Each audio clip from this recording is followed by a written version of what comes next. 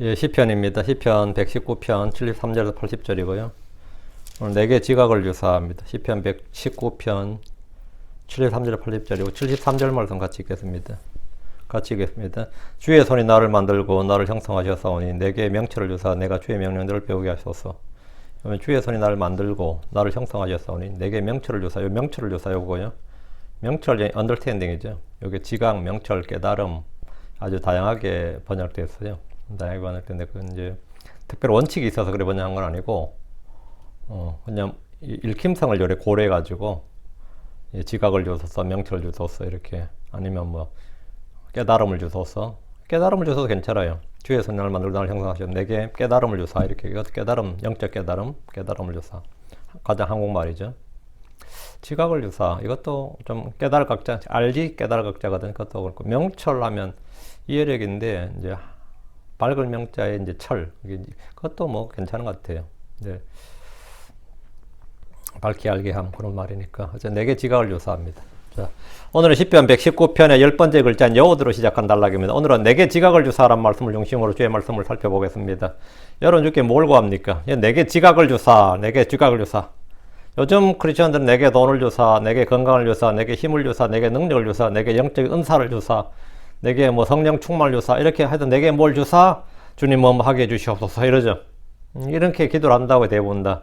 내게 지각을 주사 이렇게 내게 깨달음을 주사 이런 기도를 하는 분은 좀 적은 것 같습니다. 내게 지각을 주사 내게 지혜를 주사 내게 성령 충만을 주사 무언가를 잘 할 수 있도록 해주옵소서 이렇게 기도하는 목사님들도 많이 있고 성도들도 많습니다. 시편 119편에는 주께 뭔가를 달라는 기도가 굉장히 많습니다. 그 중에 하나가 내게 지각을 주사, 내게 명철을 주사, 내게 깨달음을 주사 이거죠. 우리말로 지각, 명철, 이해력, 깨달음으로 번역된 말은 모두 같은 단어입니다. understanding. 대부분 구절들에서 이 단어를 명철로 번역을 했고 그 흠정역 같은 경우는 108구절은 이 명철로 번역을 했고요. 몇 구절만 한 열대 구절만 이제 지각으로 번역을 했는데 어떤 규칙이나 원칙, 기준이 있어서 나눈 것이 아니라 읽힘성에 따라서 구분해 번역한 겁니다. 지식, 지혜, 명철은 하나님 주시는 겁니다. 성경이 말하는 지각은 주의 뜻, 주의 말씀, 주의 계획을 이해하는 능력입니다. 언더스탠딩이 뭐냐 그러면 주의 뜻, 주의 계획, 주의 말씀을 이해하는 능력. 그게 뭐냐? 지각입니다. 선을 행하고 악을 피하는 능력. 그게 지각이에요. 선악을 분별하는. 사탄은 지혜가 충만하다 그러죠. 다니엘보다 더 지혜로운 자라 그러는데 사탄은 지혜가 충만한데 명철은 없습니다. 왜? 악을 피하지 않잖아요. 선을 향하고 악을 피하는 능력 이게 지각입니다. 악을 거절하고 떠나고 미워하는 것이 지혜고 명철입니다. 욥기 28장 28절에도 사람에게 이르시기를 보라 주를 두려워하는 것이 곧 지혜요 악에서 떠나는 것이 명철이니라. 왜? 주를 두려워하는 것이 곧 지혜요 악에서 떠나는 것이 명철이니라. 주를 두려워하는 것이 지혜라고 합니다. 이 지혜는 악을 미워하는 겁니다. 명철은 악을 떠나는 겁니다. 명철은 거룩한 것들을 아는 겁니다. 잠언 9장 10절 주를 두려워하는 것이 지혜의 시작이요 거룩한 것들을 아는 것이 명철이니라. 여기서 아는 것이 명철이니라. 명철이 뭐라고? 지각, 명철, 깨달음 같은 말을 그랬어요. 거룩한 것들을 아는 것이 명철이다. 이 성경의 정의예요.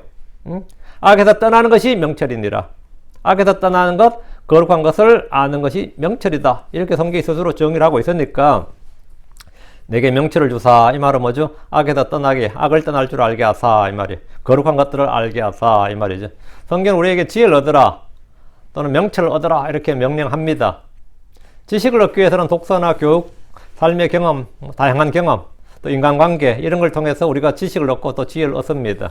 또 좋은 교사가 있으면 더 좋습니다. 좋은 교사가 있으면 또 지식을 얻을 수 있고 지혜와 명철은 지식을 얻는 것과 다릅니다. 성경은 잠언 4장 1절에 지혜는 어떤가 하는 것이니 그러므로 지혜를 얻으라 내가 얻은 모든 것으로 명철을 얻을지니라. 지혜를 얻으라 명철을 얻으라 했는데 지혜를 얻으라고 명령을 또 했어요.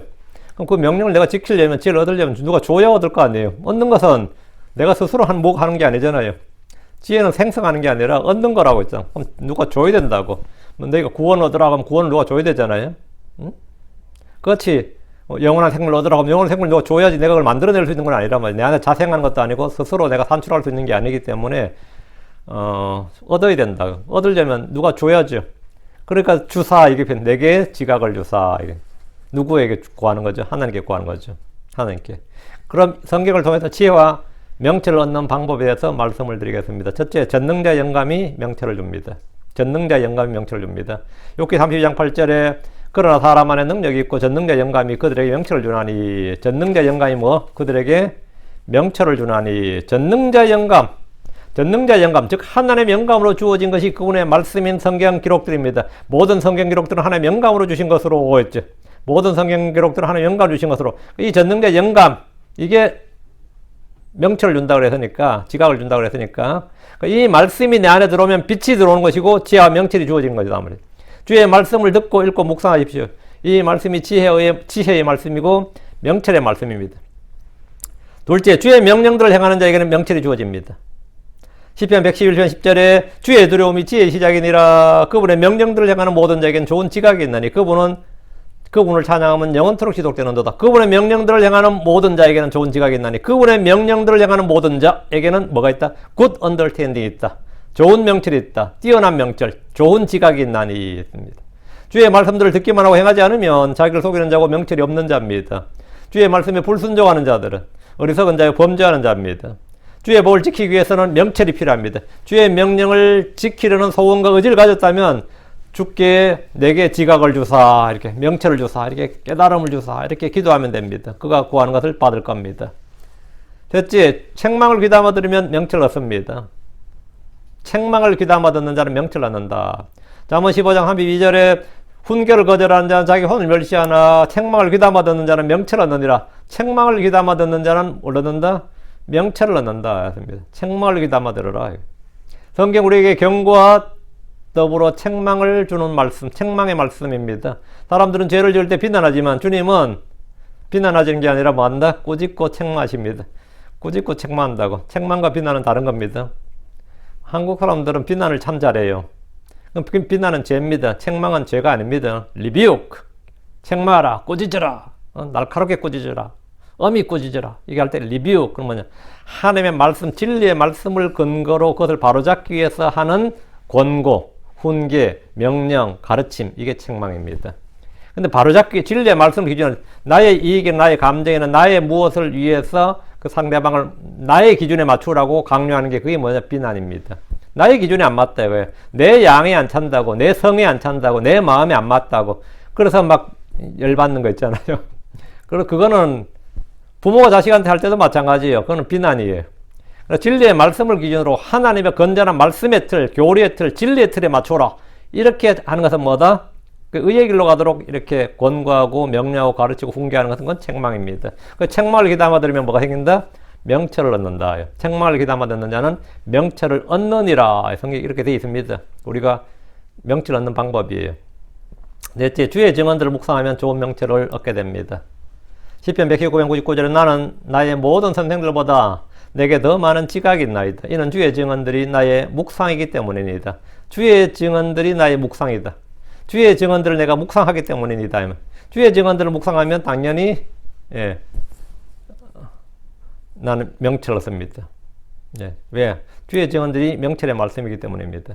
다섯째, 주의 훈계들을 통해 명철을 얻습니다. 시편 119편 104절 주의 훈계들을 통해 내가 지각을 얻나이다. 그러므로 모든 거짓된 길을 미워하나이다. 주의 훈계들을 통해 내가 지각을 얻나이다. 명철을 얻나이다. 여섯째, 주의 말씀들이 들어오면 지각을 얻습니다.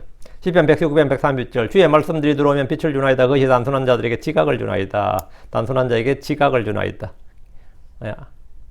understanding, 깨달음을 주나이다 이 말입니다.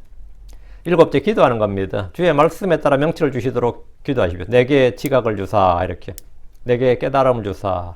하나님께서 우리의 지각을 열어주셔서 성경 기록들을 깨닫게 해주시고 그분의 부르심의 소망과 상속력의 풍성함과 영광이 얼마나 풍성한지 그분의 강력한 권능의 활동에 따라 믿는 우리에게 베푸신 바 그분의 지극히 큰 권능이 어떤 것인지 우리가 알게 해주시기를 구해야 됩니다. 구하는 자가 없습니다. 시편 119편은 반복해서 지각을 주소서, 명철을 주소서, 깨달음을 주소서 이렇게 기도로 했는데 이 기도가 굉장히 많이 있습니다. 이런 기도를 하면 당연히 응답을 받습니다. 하나님 뜻대로 하는 기도이기 때문입니다. 믿음으로 하는 기도이기 때문이에요. 자, 본문을 보겠습니다. 주의 손이 나를 만드셨고 나를 형성하셨나이다. 내게 지각을 주사 내가 주의 명령들을 배우게 하소서. 주님은 나를 만드신 분입니다. 나는 진화의 산물이 아닙니다. 우연의 산물이 아닙니다. 난 하나님께서 지으신 창조물입니다. 주께서 주의 손으로 나를 만드시고 사방으로 내 전체를 빚으셨습니다. 욥기 33장 4절에 하나님의 영께서 나를 만드셨고 전능자의 수민에게 생명을 주셨느니라. 생명을 주었느니라. 인간의 실존과 나의 존재 의미, 목적은 주께서 나를 만드셨다는 사실에 기인합니다. 주님이 나를 만드셨다. 이게 핵심이에요. 이것이 내 실존의 이 뿌리가 되는 겁니다. 주님이 나를 만드셨다. 주님은 그분의 기쁨을 위해, 그분의 영광을 위해, 그분의 찬양을 위해 나를 지으셨습니다. 나를 만드신 분, 하나님을 알기 전까지는 우리는 잃어버린 자입니다. 주의 손이 나를 만드셨고 나를 형성하셨습니다. 이것은 역사적 사실이고 영적 사실입니다. 다시 73절. 내게 지각을 주사 주의 명령들을 배우게 하소서. 나를 지으시고 형성하신 주께 지각을 달라고 구하는 것은 자연스러운 일입니다. 지각은 깨닫는 마음입니다. 주의 뜻과 계획을 깨닫고 그분의 판단과 법도를 이해하는 겁니다. 선과 악, 의와 불의를 분별하고 옳고 그름을 이해하는 것이 명철입니다. 우린 지각이 없는 짐승들처럼 되어서는 안 됩니다. 주의 명령들을 배우게 하소서. 내가 주께 무언가를 배우려면 주님이 주신 이해력이 필요합니다. 주의 명령들을 배우는 목적은 그것을 행하기 위해서입니다. 우리는 직업을 얻기 위해서도 배우고 취미생활하기 위해서도 배우고 뭐 하고 싶은 거 있으면 배워야 됩니다. 주의 명령들을 지키고 행하고 싶다면 우리는 주의 명령들, 그분의 법을 배워야 합니다. 요즘 크리스천들은 목사나 교사가 되고 싶어서 누군가를 가르치고 싶어서 성경을 배우는 이들이 있습니다. 성경을 왜 배우는데? 교회에서 뭐 나도 말빨이 좀 있어야 되고 좀 막 가르치고 싶어서 호기심으로 배우는 이들도 있고 뭔가 속에 갈증이 있어서 배우는 이들도 있습니다. 자기를 자랑하고 싶어서 배우는 이들도 있습니다. 그러나 우리가 주의 명령, 주의 법들을 배우는 동기와 목적, 이유는 설교를 하기 위해서도 아니고 남들 앞에 뭐 할 말이 있어서 말하고 싶어도 아니고 가르치기 위해서도 아닙니다. 우리가 주의 명령, 주의 법, 이 주의 훈계를 배우는 동기와 목적, 이유는 딱 한 가지입니다. 그것을 지키고 행하기 위해서입니다. 다른 모든 이유, 다른 모든 동기, 목적은 전부 다 불순한 겁니다. 주의 명령을 배우는 유일한 이유는 그 명령대로 살기 위해서예요. 그 명령들을 지키고 행하기 위해서, 주의 뜻대로 살기 위해서 배우는 겁니다. 주의 뜻을 알고 행하는 것, 그분의 뜻대로 사는 것이 배움의 유일한 목적입니다. 내게 가르치소서. 왜 가르쳐 달라는 겁니다. 그 배운 대로 살고 싶어서입니다. 74절입니다. 주를 두려워하는 그들이 나를 볼 때 즐거워하리라. 이는 내가 주의 말씀을 소망했기 때문입니다. 주를 두려워하는 자들, 그들이 나를 볼 때 나를 즐거워할 것이라고 하는데 이는 내가 그들의 벗이요 지체이기 때문입니다. 나 역시 주를 두려워하는 사람들 중에 하나이기 때문에 그들은 같은 믿음, 같은 영을 가진 사람이 같은 믿음인 나를 볼 때에 즐거워하는 겁니다. 믿음이 없고 패역한 이 시대에 같은 믿음을 가진 사람을 볼 때 기쁩니다. 킹제임 성경을 최종 권위로 믿는 사람들을 만날 때 기쁘고 같은 교리와 믿음을 가진 사람을 보면 굉장히 즐겁습니다. 주를 두려워하는 이들은 주의 말씀에 떠는 자들을 볼 때 즐겁습니다. 74절에 이는 내가 주의 말씀을 소망했기 때문이다. 주를 두려워하는 이들이 나를 볼 때 즐거워하는 이유가 내가 주의 말씀을 소망했기 때문이라고 합니다. 주를 두려워하는 자들은 주의 말씀에 소망을 두는 자들이고 그 주를 두려워하는 자들을 주의 말씀에 소망을 두는 자들은 유유상종입니다. 같은 종자예요. 같은 종류라고. 같은 열매, 같은 종류예요. 여러분은 무엇이에요? 또는 누구에게 소망을 둡니까? 주의 말씀을 신뢰하고 소망하십시오. 주의 말씀은 믿는 자를 실망시키는 일이 없습니다. 아, 내가 그 말을 철석같이 믿었는데 실망이 이만저만이 아니다. 그런 거는 없어요. 사람의 말은 그래요. 진짜 믿었는데 실망이 뭐 이만저만이 아니다. 믿은 내가 바보지 싶고 그도 사람이니라. 이런 거로 다 말되죠.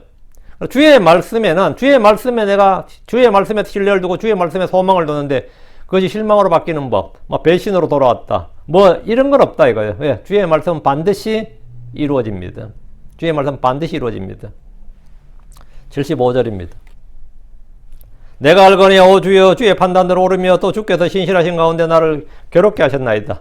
나는 주의 판단들이 옳다는 걸 압니다. 주의 판단의 말씀은 선하고 의롭습니다. 주의 판단으로 오류가 없습니다. 옳다 이거 right, 옳다 이 말입니다. 내가 알거니 오 주여 주의 판단들은 옳으며 주의 판단들은 옳으며 합니다. 나의 판단이나 사람들의 판단이 옳은 것이 아닙니다. 전문가들이 옳은 것이 아닙니다. 항상 오류가 있습니다. 항상 오류가 있어요. 우리가 얼마나 이제 오류가 많은지는요. 이 한국도 있고 미국도 있고 영국도 있고 유럽에는 뭐 흔한 건데 요즘 메이저리그 하죠. 그럼 이 순위 맞추는 게 있거든요. 그러면 그 100만 불 준다 이런 게 있어요. 원래는 막 액수가 확 줄어가지고 뭐 50만 불 준다든가 20만 불 준다 확 줄었는데 내가 동주한테 이거 맞추라고 할까 통주 다 틀렸어요. 나도 다 틀렸어. 나도 했거든. 난 딱 한 개 맞췄어. 필리스가 디비전실이 통과한다는 것까지는 맞췄는데 나머지 다 틀렸어요. 지금 뭐 근데 문제는 미국의 소위 전문가들, 그 방면의 전문가들, 기자들, 뭐 그걸로 먹고 사는 사람들 다 틀렸습니다. 어제 어떤 앵커가, 스포츠 앵커가, 그 필라델피아가 애리조나한테 치면 자기가 앵커직 그만둔다고 그랬거든요. 졌어요.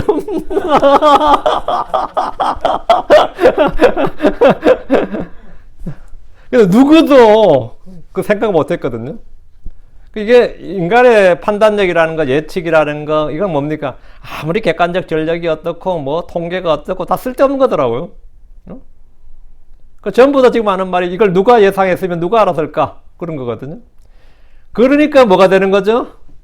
스포츠 복권이 되는 겁니다. 그게 산업이 되는 거예요. 왜? 인간의 예측이 안 된다는 거 아니까. 그래서 뭐 축구나 이런 건 어느 정도, 그게 농구나 축구 이런 거 전력 같은 걸 비교하면 어느 정도 이렇게 나옵니다. 그죠? 근데 그런 거 가지고 예지력이라고 하지는 않아요. 예측 가능한 걸 맞추는 걸 예지력이라고 하지는 않는다고. 그럼에도 불구하고 못 맞추는 사람이에요. 우크라이나하고 러시아 싸우면 3주 안에 끝난다고 다 그랬어요. 전문가들 다 러시아가 3주 안에 끝내고 길어도 2달 안에 끝난다고 그랬습니다. 지금 1년이 지난 지금도 끝 안 났습니다. 끝 안 났잖아. 누가 이길지 몰라 지금. 불안해 지금 사실은. 누가 이길지 몰라요. 인간의 판단이라는 그런 겁니다. 전문가들이 항상 옳은 게 아니다 이 말입니다. 특히 뭐 주식 문제라든가 증권, 채권 나가면 뭐 더 황당한 거죠. 우리는 늘 어려운 문제 앞에서 옳은 판단을 구하지만 사실 어느 누구의 판단도 신뢰할 수가 없습니다. 그거 신뢰할 수 있으면 뭐 돈 못 벌 사람 아무도 없죠. 그게 신뢰할 수 있으면 언론에서 말한 대로 주식이 오르면 다 그 종목 사겠죠. 그 뭐 아무것도 아니겠지. 주의 판단들이 언제나 옳습니다. 테슬라 1000불 넘어서 1000슬 나라 그랬거든요. 지금 얼마인지 봤더니 200몇 불이더라고. 그때 산 사람들 완전 다 망했습니다. 삼성전자 이름이 뭔지 아세요? 10만전자예요. 삼성전자 주식은 최소한 10만 원은 넘는다는 뜻에서 이름이 10만전자입니다. 지금 그 6만 원입니다. 지금 6만 원 하지만 그때 또 이제 불 떼더라고 10만으로 올라갈까 이러면서 쭉 사죠. 또 떨어져. 근데 밤에 또 떨어진다고 할 땐도 올라요. 개미들은 늘 피해보죠. 예. 인간의 판단, 예지력이라는 거, 예측력이라는 것은 누구도 신뢰할 수 없습니다. 물론 뭐 내부 정보에서 잠깐 보는 사람도 있겠지만 보는 놈은 멀지. 우리는 늘 어려운 문제 앞에서 옳은 판단을 구하지만 사실 누구의 판단도 신뢰할 수가 없습니다. 주의 판단들은 언제나 옳습니다. 시편 33편 4절에 실로 주의 말씀은 옳으며 또 그분의 모든 일은 진리 안에서 이루어지기 때문이라.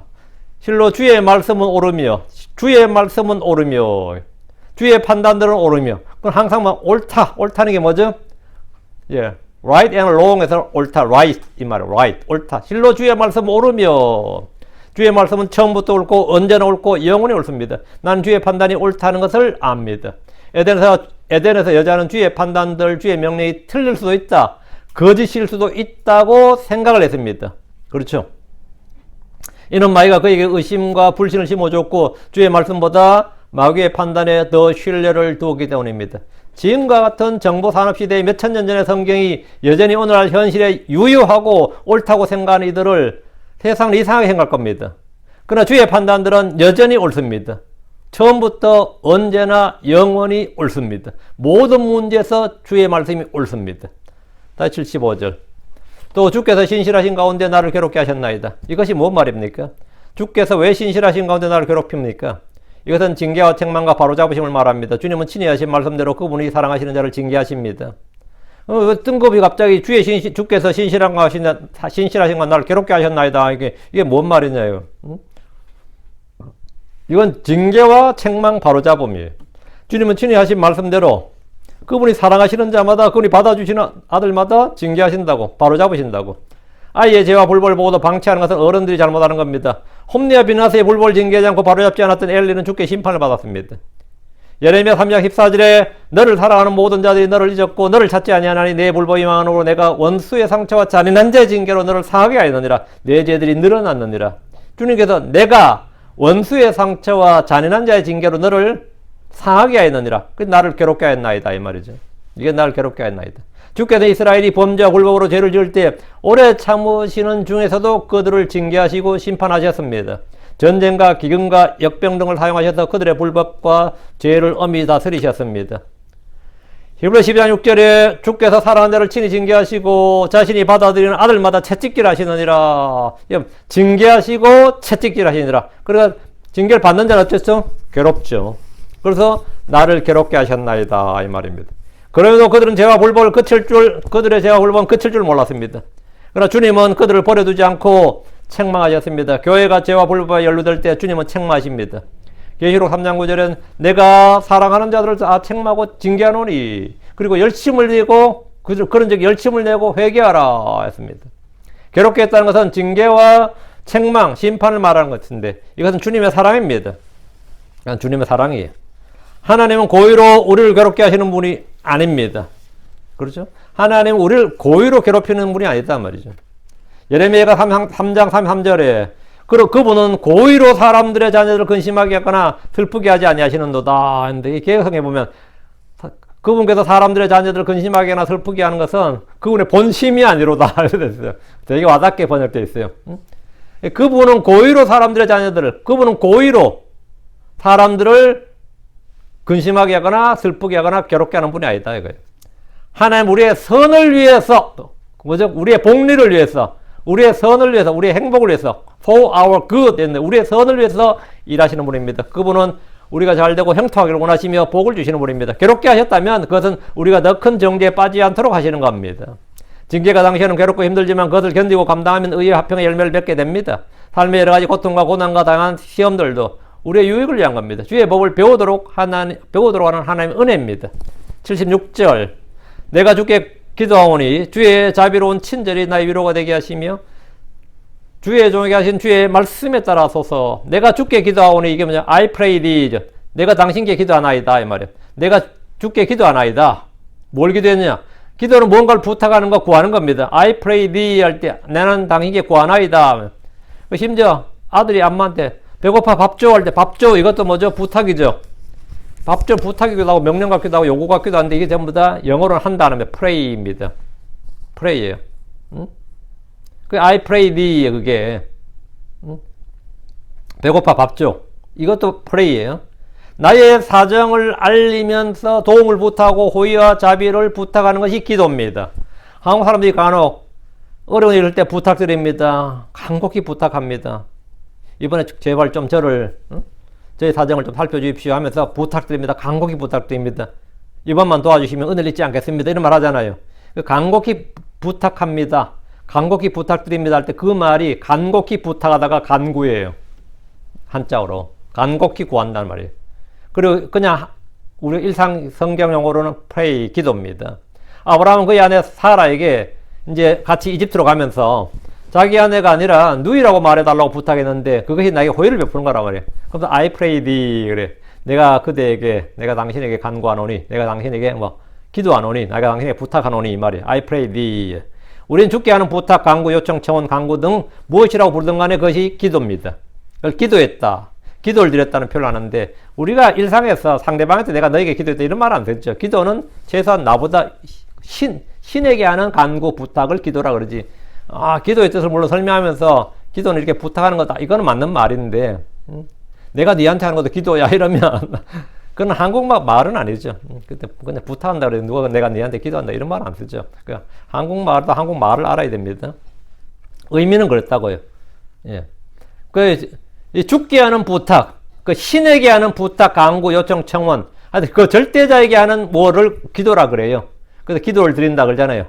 예수 안 믿어도 불당 가서 기도 이런 사람도 있고, 바위 앞에서 기도하는 사람도 있고, 절에, 어디 가서 하늘에 비는 사람도 있잖아요. 그것도 다 기도한다 그러잖아요. 그게 뭐냐면, 그 절대자에게 또는 신에게, 자신의 부탁이나 간구나 요청이나 청원, 이런 걸 하는 걸 뭐라고? 그걸 기도라고 그런다고요. 기도는 이제 의미는 그렇다, 이 말이에요. 그러니까 기도했다, 기도를 드렸다는 표현을 하는데, 우리는 좋아하는 게 무엇이든지 내 사정을 알리고 부탁할 수 있습니다. 부탁할 수 있어요. 구할 수 있다고. 주의 뜻대로 구하면 주님께서 들으시고 구하는 것을 주시는데 이것을 기도응답이라고 합니다. 내가 주께 기도하오니 성경은 쉬지 말고 기도하라. 감사함으로 기도하라. 끊임없이 기도하라고 명령합니다. 내가 사정을 주께 알려드린 것이 기도입니다. 주의 이름으로 기도하라. 믿음으로 기도하라. 성령에서 기도하라 등 기도에 대한 많은 말씀이 있습니다. 시편 기자는 뭘 기도했습니까? 지금 계속 기도예요. 내게 지각을 주사 이것도 기도고 내가 주께 기도하오니 이것도 기도. 뭘 기도했느냐? 주의 자비로운 친절이 나의 위로가 되게 하소서. 이게 이 기도였죠. 친절은 사람을 인격적으로 존중함으로 부드럽게 상냥하게 대하는 태도를 친절이라고 합니다. 그 친절이죠. 서비스업에 종사하는 사람들에게 제일 중요한 게 뭐죠? 솔직히 손님에게 친절하라 이거예요. 민원인들에게 친절하라. 무조건 친절하라고 합니다. 그래서 친절하라는 말을 이제 설명하기 의무를 부과하는데 친절의 의무를 부과한다고 일꾼들에게, 종업원들에게. 친절의 의무를 부과하는데 어떻게 하면 친절할 수 있느냐? 손님을 왕으로 대해라 이러잖아요. 손님이 왕이다 이런 말로 이제 그럼 왕을 대하듯 하라 이 말이에요. 왕을 대하는 태도가 친절이란 말입니다. 크리스천들은 손님이 왕이다가 아니에요. 모든 일에서 모든 일을 뭐라고요? 죽게 하듯 하라. 글속게 하듯 하라. 그게 먼저 친절입니다. 내가 죽게 하듯 하는 것, 내가 누군가에게 죽게 하듯 하는 것, 글속게 하는 것이 친절이에요. 난 그럼 상당히 불친절한 사람이었네. 이 시간 내가 설교를 한 내가 참 마음에 찔리네. 내가 상당히 불친절한 사람이었어. 친절해야겠습니다. 친절해야 돼. 손님이 왕이란 정도가 아니라 우리는 손님을 뭐 한다? 주님 대하듯이 한다 이거예요. 상대를 존중하고 높여주면서 응대하는 것이 친절입니다. 오랫동안 관료 문화가 지배하던 한국 사회에서는 공무원들이 갑이었죠. 민원인들이 의리고, 그러니까 뇌물 받는다고. 예전에는. 요즘 안 그렇겠지만. 그런데 이제 이 사회가 바뀌면서 공무원들에도 이제 친절 교육을 많이 해요. 대민 봉사라잖아요. 너희들은 국민들의 세금을 받아서 월급 받는 사람들이기 때문에 국민들을 왕으로, 주인으로, 주권자로 대접하라. 이렇게 인식을 막 바꿔주는 게 이제, 그러면서 공무원들의 친절 교육을 막 강조를 하고 강화를 했어요. 그러니까 민원인들이 갑질을 막 하기 시작하니까 공무원 못 해먹겠다. 그러면 이런 게 있잖아요. 친절하라! 상냥하고 부드럽게 대하라, 예의 바르게 대하라 등등의 교육을 합니다. 실제로 많이 해요. 요즘은 교사도 예전에 스승이라 그래서 갑질을 했는데 지금 뭐죠? 서비스업으로 바꿔놓은 거예요. 그게 노동자라 이 말이야. 선생도 이제 교사도 서비스고 노동자다 이거야. 그러니까 학생들과 뭐죠? 학부모가 이제 갑질을 하는 거예요. 그러니까 그게 왜 그래 되냐면 인식이 바뀐 겁니다. 인식이 바뀐 거예요. 친절한 말투, 친절한 설명, 친절한 대우, 친절한 태도, 친절한 표정 등 친절이란 누구를 존중해 준 거지. 누군가를 존중해 주는데 이 한국 사람들은 존중을 해주면 땡큐하고 감사하는 게 아니라 갑질을 해요. 난감하지 진짜 이게. 갑질한다고. 오히려 막 윽박 지르고 하면 또 오히려 부드러워지고 굽신굽신하고. 근데 주의 자비로운 친절이란 뭐냐? 주께서 나를 부드럽게 상냥하게 대해주신 걸 말합니다. 주 하나님께서 우리에게 큰 친절을 베푸셨습니다. 사랑은 친절합니다. 야고보서 5장 11절에 주께서는 지극히 동정심이 많으시며 친절한 자비를 베푸시는 분이시니라. 친절한 자비를 베푸신다. 친절한 자비를 베푸신다. 여기는 부드러운 자비, 자비로운 친절 나오는데 친절한 자비. 다음 476절 주의 종에게 하신 주의 말씀에 따라 하소서. 이건 제가 여러 번 한 것 같아요. 주의 말씀에 따라. 그러니까 멋대로 뭐 기준도 없이 뭐 하는 게 아니라 주의 말씀에 따라. 이 법이 있다는 것, 규칙이 있다는 건 굉장히 중요한 겁니다. 내가 경찰을 만나도 문제 없는 건 뭐죠? 내가 법을 어기지 않는 이상 문제 없죠. 법을 어겼으면 두려워해야 된다고요. 응? 그렇죠? 내가 법이란 뭐 기준이 있기 때문에, 법이란 기준이 있기 때문이죠. 기준이 있다는 건 뭐죠? 예측 가능하다고요. 기준이 있다는 말은 예측 가능하다는 거죠. 그러니까 주님이 어떻게 하실 내가 알게 뭐야 주의 뜻이. 근데 우리가 알게 뭐야 그러면 안 되는 거예요. 하나님 마음이지 뭐. 그러면 우리 이제 할 말이 없죠. 뭐 다 하나님 뜻이지 뭐 하나님 마음이지 해버리면 우리 우리가 아무것도 할 말이 없잖아요. 근데 주님께서 원칙과 기준이 있다 그러면 뭐죠? 그런 건 하나님 뜻이 아니야. 이런 게 가능해지잖아. 예측 가능하지. 그건 하나님 뜻 아니에요. 하나님 하신 일 아니야. 네가 어떻게 하냐 그러면, 응? 어떻게 하냐 그러면 법과 원칙, 이 기준의 말씀이 있단 말이지. 왜? 주님은 주의 종에게 하신 주의 말씀에 따라 행하소서 하소서 이거거든요. 그러니까 주께서 자비를 베푸시든 은혜를 베푸시는 것도 모두 주의 말씀에 따라 행하시는 것이고, 주께서 뭔가를 행하시는 건 주께서 미리 말씀하신 말씀에 따라 주의 계획에 따라 하시는 거단 말이죠. 주께서는 기록된 말씀과 법을 주심으로써 우리가 구하기 전에 이미 그것을 알 수 있도록 해주셨습니다. 이걸 내가 구하면 들어주실지 안 들어주실지 어떻게 하냐고요. 뭐 나도 모르죠. 뭐 그냥 하는 거죠. 그건 너무 막연한 이야기라고. 그게 일반 종교야. 근데 크리스천들은 나는 알죠. 어느 정도 안다고. 왜 알죠? 예, 주님의 말씀이 있기 때문이죠. 약속의 말씀이 있고 기록된 말씀이 있다고. 이건 엄청난 이야기예요. 국민들은 법이 있기 때문에 법에 따라 호소할 수 있고 법의 보호를 구하고 법적 권리를 추구할 수 있습니다. 그래서 뭐 관에 가든지 뭐 구청에 가든지 시티홀에 가든지 뭐 법원에 호소를 하든지 경찰에 가든지 그 근거가 있잖아요. 그게 뭐죠? 법이라는 게 있기 때문에 그걸 할 수 있다고. 법으로 싸울 수도 있고 법적으로 요구할 수도 있고 그렇죠. 법이 없다면 서민들이 정부에 뭘 요구할 수 있는 게 아무것도 없습니다. 요구를 해도 그 들어줄지 안 들어줄지 내가 알 수가 없다고. 법이 있으니까 법에 따라 들어줘야 돼. 그건 법이야. 그래 보면 어쨌든 무조건 들어줘야 된다고. 법이니까. 그 법이 있다는 것은 뭐냐? 내가 알 수 있다는 것. 그리고 예측할 수 있다는 거죠. 그래서 법적으로 뭘 할 수 있다면. 그러니까 법이 없다면 완전히 우리 아무것도 아닌 거죠. 마찬가지로 성도들은 주의 법 기록된 주의 말씀이 있기 때문에 우린 주께 주의 말씀에 따라서 이렇게 구할 수 있습니다. 내게 주의 말씀이 있다는 것은 그것을 근거로 주께 구할 수 있고 심지어 명령할 수도 있습니다. 이사야 45장 11절에 이스라엘을 거룩하니 그를 만드시니 곧 주가 이같이 말하노라 내 아들들에 관하여 앞으로 일어날 일들을 내게 묻고 내 서로 행하는 일들에 관하여 너희는 내게 명령하라.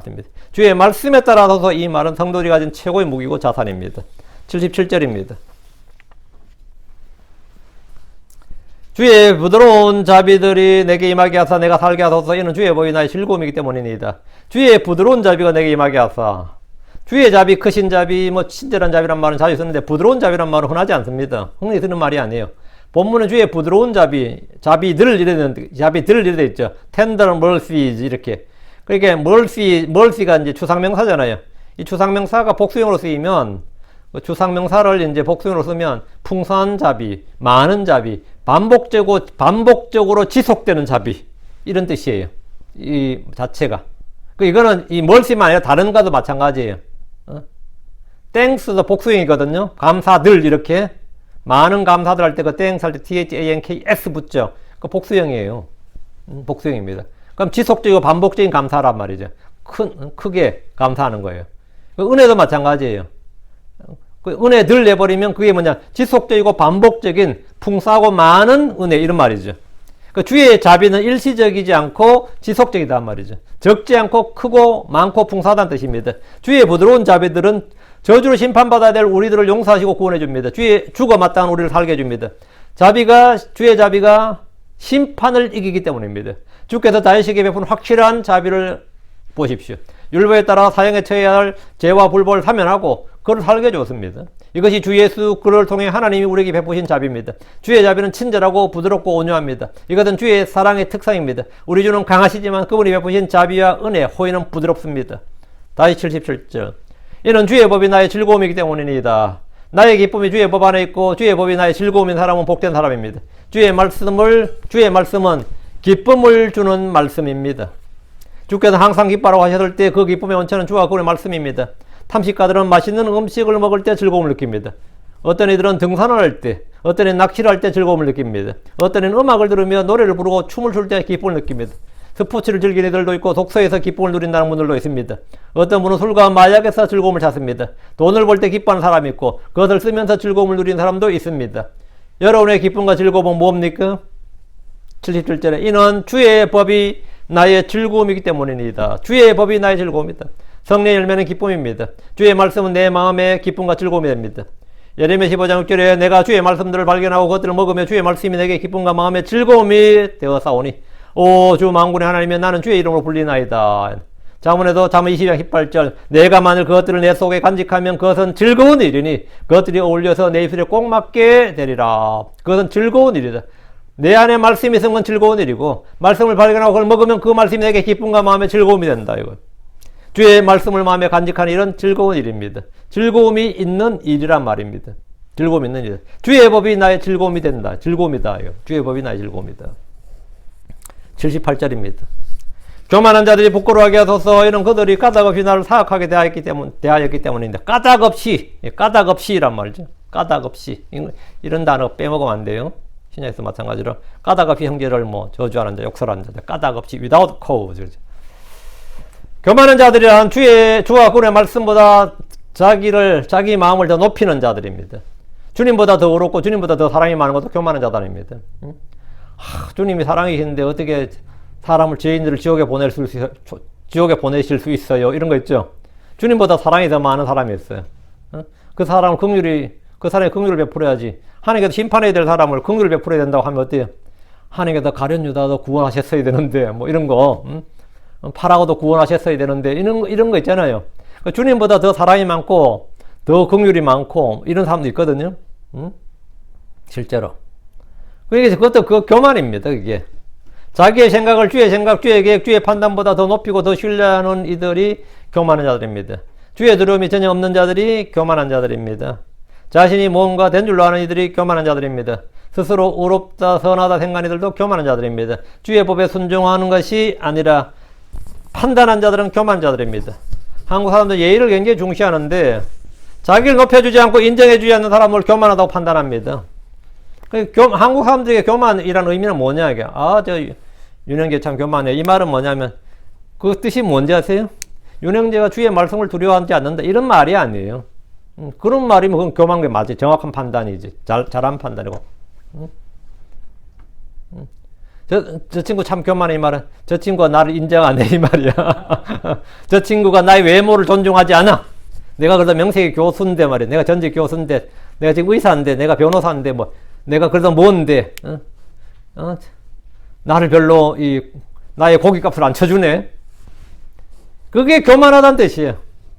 저를 교만하다고 한 사람들 대부분 다 의미가 그거예요. 나의 외모를 존중해주지 않는다, 이거예요. 나의 외모를 좀 그래도, 전에 무엇이었어요? 나의 외모를 좀 존중해줘야 되는데, 내 외모를 왜 존중 안 해주냐, 이거예요. 그런 사람들, 나의 외모를 존중하지 않는 데 대해서 분노. 그래서 그걸 이제 상대방을 정죄하죠. 그 교만하다고 정죄하는 겁니다. 반면 뭐 나를 높여주는 사람, 인정해주는 사람은 뭐 사람이 좋다, 인품과 예의를 갖추는 사람이다, 칭찬을 막 자자하죠. 교만과 겸손은 나를 대하는 태도가 기준이 아니고 주와 그분의 말씀에 대한 태도가 기준이어야 됩니다. 주와 그분의 말씀에 대한 태도가 기준이어야 돼요. 나에 대한 태도가 아니고 저 사람 나를 은근히 무시하는 것 같아. 이런 마음이 들면 저놈 참 교만한 놈이네. 이런 생각을 할 수 있잖아요. 그렇게 판단할 수 있죠. 그 이유는 딱 하나에 나를 별로 인정 안 해주는 것 같아. 나는 누구를 인정해 주냐? 주를 두려워하는 사람을 인정해 줍니다. 주의 말씀을 두려워하고 주의 말씀에 순종하는 사람을 난 인정해 줘요. 하나님의 말씀에 최종 권위를 두고 믿음과 실행에 최종 권위를 두는 그런 사람을 내가 나의 보스로 생각하고 나의 이웃이라 생각하고 나의 형제로 생각하지. 그의 직업이 뭐였고 그건 나한테는 아무것도 아닌데 그거 인정을 해준다고 교만하다 그러면 그건 뭐 골아픈 거거든. 근데 교회 와서도 교회가 같이 글소하면서 피로 맺어지 형제라 그러면 외모를 존중하지 않아야 되는데 네 아버지 뭐 하시나 보다 시작해가지고 호구조사는 해야 되고 학교는 어디 다니시고 지금 직장은 어떻고 이런 거부터 해가지고 딱 서열 매겨버리잖아요. 그 교회 가서 상처받았다는 사람들 중에 많지. 그게 왜 상처받았겠어요? 외모를 취한다고. 외모가 교만과 겸손은 나를 대하는 태도나 누구 사람을 대하는 그게 아니고 하나님 주와 그의 말씀에 대한 태도를 기준으로 삼아야 된다고. 교만한 자들은 주의 말씀을 무시하고 멸시하기 때문에 당연히 불신합니다.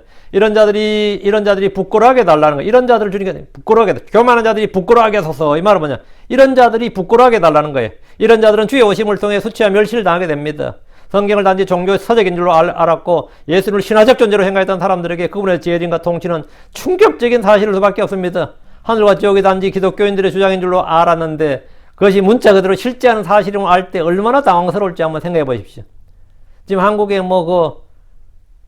지가 제일 똑똑한 줄 아는 사람 있잖아요. 그 도울 김용옥인가 그 사람 보면 불신을 전파하는데 모든 걸 다 동원하더라고요. 이 성경의 그 예수 그리스도가 그냥 단지 사람일 뿐이다. 사람이었을 뿐이라는 걸 전파하는데 온 적을 다 하는데 그 사람이 교만한 사람입니다. 그 사람이 하버드에서 박사학위 받았다며. 그 똑똑하지 않다는 말이 아니에요. 우리는 그 사람이 어느 교수라며. 한의학도 하고, 철학도 하고, 동양학도 하고, 여러 개 공부도 많이 했더라고. 대만에서 학위 받고, 도쿄에서도 받고, 미국에서도 받고, 한국에서 고대 나오고, 그래가지고 자칭 뭐 거의 뭐 자칭 타칭 다 인정해 똑똑하다고. 근데 내가 그 사람을 인정하지 않은 거는 그 사람의 외모를 인정하지 않는 그게 아닙니다. 주와 그의 말씀에 대한 태도를 보고 아 참 교만하구나 이렇게 말하는 거지. 나머지는 뭐 인정해 줄 건 인정해 줘야죠 솔직히. 안 그래요? 인정해 줄 건 인정해 줘야지. 뭐 인정 뭐 못 해줄 게 뭐 있어. 근데 주와 그의 말씀에 대한 태도를 보고 아 교만하구나. 참 저 양반이 교만하구나. 응? 이런 거지. 뭐 그뿐만 다른 사람도 마찬가지고 우리의 기준은 언제나 그거단 말이지. 외모가 아니단 말이죠. 근데 많은 사람들이 예수가 역사적 예수가 어떠니 뭐 신화적 예수가 어떠니 뭘 하지만 그분이 이제 만왕의 왕이고 만주의 주이시고 참 하나님이신 것을 이 주의 재림 때 다 알게 되잖아요. 그때 그들이 당할 그 수치를 한번 생각을 해봐요. 그 부끄러움을. 얼마나 그 당스러울지 생각해 보십시오. 이 78절. 이는 그들이 까닭없이 나를 사악하게 대하였기 때문입니다. 교만한 자들은 성도들 특히 성경을 문자 그대로 믿는 이들은 성경을 문자 그대로 믿는 이들을 근본주의자, 원리주의자, 광신자들 이렇게 매도하고 사악하게 대합니다. 사악하게 대해요 실제로. 뭐 요즘 언론에서 떠드는 것들 중에 하나가 무슬림 근본주의자, 원리주의자 이런 말 들어보셨죠? 무슬림 원리주의자, 근본주의자 그런 거 들어보셨어요? 그 근본주의자, 원리주의라는 뜻이 뭐냐면 그들의 경전에 문자 그대로 충실한 자를 말합니다. 그들의 경전에 문자 그대로 믿고 그것을 지키려는 자들을 근본주의자 또는 원리주의자라 그래요. 근데 지금은 무슬림 근본주의자, 무슬림 원리주의자 하면서 막 공격을 하는데 머지않아서 이제 기독교 근본주의자, 기독교 원리주의자들에게로 비난의 화살이 바뀔 겁니다. 얼마 지나지 않았어. 우리는 세상과 양립할 수 없기 때문입니다. 우리는 세상에 결코 동화되거나 친구되거나 일치하지 않기 때문에 그들의 입장에서 기독교 근본주의자, 기독교 원리주의자는 어떻게 해야 되는 거죠? 죽여서 없애야 되는 겁니다. 그냥. 왜? 그들은 도저히 동화시킬 수가 없는 존재들이란 말이지. 응? 그들은 세상에 동화시킬 수 없는 존재이면 어떻게 해야 되냐? 그럼 죽여야 돼. 추방하러 죽여야 된다고. 그래서 그들에게 세상에서만 우리는 뭐냐? 제거 대상일 뿐입니다. 교화 대상이 아니에요. 제거 대상입니다. 제거 대상입니다. 그래서 그들이 까닭없이 나를 사악하게 되었다. 사악하게 되었다는 뭐냐? 예, 뭐 두드리고 감옥 보내고 재산 뺏고 추방하고 다 뭐 죽이고 이게 그들이 나를 사악하게 까닭없이 나를 사악하게 됐다. 그 까닭을 찾아야 되잖아요. 사람 죽이려면 종교적 이유를 찾아야죠. 그게 뭐죠? 이놈들은 기독교 근본주의자다. 기독교 원리주의자다. 이렇게 딱 프레임을 씌우는 거죠. 자, 그럼 우리는 뭘 해야 됩니까? 이런 때 우리가 뭘 해야 되느냐? 자, 78절. 그러나 나는 주의 훈계들을 묵상하리이다. 세상이 나를 사악하게 대할수록 나는 주의 훈계들을 묵상하고 주의 법을 지키는 겁니다. 그러나 나는 이 말씀에 주목. 시편 119편은 이 말씀이 자주 나옵니다. 61절에 그러나 나는 주의 법을 잊지 아니하였나이다. 69절 그러나 나는 내 온 마음으로 주의 훈계들을 지키리이다. 70절 그러나 나는 주의 법을 즐거워하나이다. 78절 그러나 나는 주의 훈계들을 묵상하리이다. 81절 그러나 나는 주의 말씀에 소망을 두나이다. 87절 그러나 나는 주의 훈계들을 버리지 아니하였나이다. 95절 그러나 나는 주의 증언들을 깊이 생각하리이다. 계속해서 나오는 말이 뭐죠? 그러나 나는 뭐 말이다. 그러나 나는 뭐 말이다. 우리는 세상이 어떻게 돌아가든지 주변이 어떻게 돌아가든지 그러나 나는 이라고 하며 내가 해야 할 일을 계속해서 하면 됩니다. 주께서 하라고 하신 일을 하면 그만입니다. 그러나 나는 주의 법을 잊지 아니하나이다. 그러나 나는 내 온몸으로 주의 훈계들을 지키리이다. 그러나 나는 주의 법을 즐거워하나이다. 그러나 나는 주의 훈계들을 버리지 아니하나이다. 그러나 나는 주의 증언들을 깊이 생각하리이다. 지금 계속 나온 게 그러나 나는 주의 훈계들을 묵상하리이다. 자, 됩니까? 이것이 만약 이게 뭘 같아요? 우리가 해야 될 일입니다. 이게 바로 우리가 해야 될 일이에요. 지금 제가 하는 이렇게 하는 것. 예. 근데 지금 개혁부대자에서 지금 우리 성경은 지금 이 말씀이 이렇게 선포가 잘 안 될 겁니다. 왜? 접속사를 이렇게 처리를 안 했기 때문입니다. 그러나 나는 이렇게 처리를 안 했기 때문에. 예. 이게 성경이에요. 주의 말씀이라고. 79절입니다. 주를 두려워하는 자들과 주의 증언들을 안 자들이 내게로 돌이키게 하소서. 주를 두려워하는 자들은 지혜로운 자들로 명철이 있는 자들입니다. 주를 두려워하는 자들은 주께 복을 받습니다. 주를 두려워하는 자들은 주께서 둘러 진을 치시고 건지십니다. 주를 두려워하는 자들에게는 부족함이 없습니다. 주를 두려워하는 자들은 보상을 받습니다. 주의 자비는 주를 두려워하는 자들에게 대대로 있습니다. 주의 증언들을 안 자들이란 주의 법, 주의 말씀을 아는 자들입니다. 주께서 주의 말씀을 믿고 지켜온 자들은 주의 증언들을 압니다. 이들은 주께로 돌이킵니다. 내게로 돌이키게 하소서. 주를 두려워하는 자들과 주의 증언들을 안 자들, 주의 훈계들을 지키는 자들은 나의 벗입니다. 이들은 나의 형제고 지체들이 됩니다. 80절. 내 마음을 주의 법규들 안에서 건전하게 해주시며 이로써 내가 부끄러워하지 않게 하소서. 내 마음을 주의 법규들 안에서 건전하게 해주소서. 이것도 기도입니다. 건전하게라고 번역된 말은 건강도 됩니다. 사운드죠. 사운드인데 이게 영영 쓰이면 건전한 마음, 건전한 몸, 건강한 마음 이런 거죠. 이거 속담에 사운드 바디, 사운드 마인드란 말이 있어요. 건강한 신체에 건강한 정신이 깃든다 이 말이에요.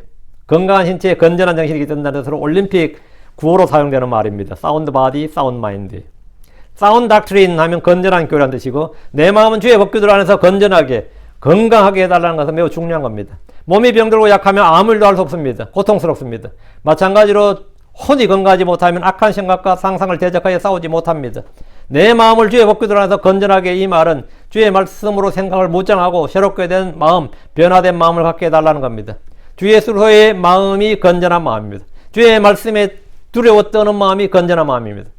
이로써 내가 부끄러워하지 않게 하소서. 내 마음이 주의 법규들 안에서 건전하게 되면 나는 어떤 일에서도 부끄러워하지 않게 됩니다. 부끄러워하지 않는다는 건 뭐냐? 부끄럽지 않다. 양심의 정죄를 받는 일이 없다 이거예요. 내가 양심의 정죄를 받지 않는다 이거죠. 거리낌 없는 양심과 순수한 양심, 선한 양심을 갖게 되며 담대한 마음을 갖게 되었다 이 말입니다. 부끄러워하지 않게 해달라는 것은 주와 복음을 부끄러워하지 않게 되고 고난받는 일을 전혀 부끄럽지 않고 내가 고난받는 일이 전혀 부끄럽지가 않아요. 여러 가지 오해를 받더라도 그 일로 해서 부끄러워하지 않는다는 겁니다. 그렇게 않게 되라. 그러니까 마음이 뭐 담대해야지. 그 선하고 순수한 양심을 가져야 되고 마음은 담대해야지 그는 자신이 받는 고난들로 해서 부끄러워하지 않게 됩니다. 오히려 자랑스럽고 기쁜 일이죠. 사람들 앞에서 내 자신이 부끄럽지 않는 것보다 더 중요한 것은 주 앞에서 내가 부끄럽지 않아야 됩니다. 주 앞에서 부끄럽지 않은 일꾼이 되어야 됩니다. 이를 위해서 우리가 할 일이 뭡니까? 진리의 말씀을 바르게 나누어 공부하는 겁니다. 디모데후서 15절에 너는 진리의 말씀을 바르게 나누어 내 자신을 하나님께 인정받은 자로 부끄러울 것이 없는 일꾼으로 나타내도록 공부하라. 넘겨서 공부하라 했습니다. 그래서 study 이제 공부하라. 공부해야죠. 부끄러울 일꾼으로 자신을 나타내도록 하라.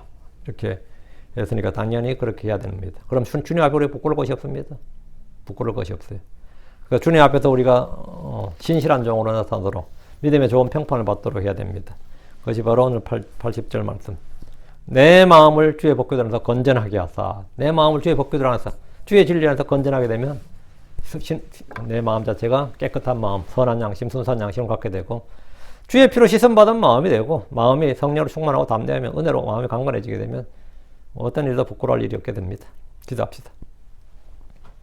위대하시고 거룩한 주 안에 감사합니다. 하나님께 은혜 주셔서 오늘 주의 말씀을 선포했습니다. 선포된 모든 말씀들이 듣는 이들 안에서 또 효과적으로 강력하게 권능있게 일하는 귀한 역사가 있기를 원합니다. 사랑아버지 하나님, 살아있는 말씀, 영역 생명의 말씀이 정말 듣는 모든 혼들 안에서 잘 전달되고 또 이것이 하나도 빠져나가지 않도록 해주시고 빼앗기지 않도록 해주시고 믿음과 잘 결합되게 하여 주시옵소서. 아버지, 저희가 말씀을 붙들 뿐 아니라 또 말씀에 붙들린 그런 삶을 살기를 원합니다. 아버지 하나님, 저희에게 지각을 주셔서 주의 말씀을 향하고 지키게 하여 주시옵소서. 주의 법 안에 저희 즐거움이 있게 하옵소서. 감사드리며 주의 성기도합니다. 아멘.